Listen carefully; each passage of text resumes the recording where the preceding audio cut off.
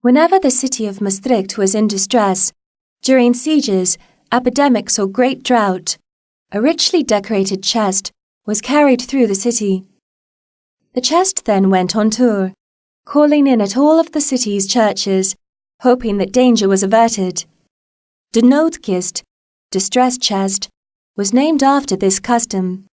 As far as is known, this took place for the first time in 1409, when Maastricht was under siege from Liège. The chest dates from the 12th century and is a so-called reliquary, a sort of coffer in which a saint remains are preserved. The Noodkist is made of oak wood, which is covered in gilded copper and set with crystals and precious stones. It is considered one of the high points of the Romanesque forging art of the Maasland region. The chest contains part of Saint Servatius's bones and remains of his clothing, as well as relics of other presumed bishops of Tongres and Maastricht. As early as the Middle Ages, the devotion to Saint Servatius mainly concentrated on his grave and this Servatius shrine. Therefore, the chest was given a place of honor behind the high altar in the Saint Servatius church. It was placed on a dais so everyone could have a good view of it. Nowadays, the chest can be closely admired throughout the year in the treasury of Saint Servatius. It is still occasionally carried through the city in procession, particularly during the septennial pilgrimage, the Heiligdomsvaart.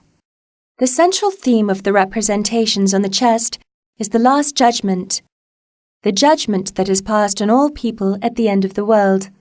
The front panel shows Christ, the supreme judge, seated on his throne. The side panels each represent 6 apostles, Christ's fellow judges.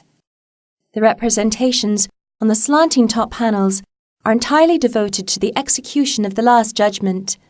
On the panel on the right of Christ, the chosen are depicted on medallions. The panels in between show that the chosen are summoned by angels to rise from the grave, and subsequently that they are crowned. The left top panel shows the damned, the assessment of their actions, and the execution of their punishment. 2 angels, with their backs turned to each other, strip the unfortunates of their christening dresses. Saint Servatius decorates the short closing side, accompanied by 2 angels that put the dress of immortality on him.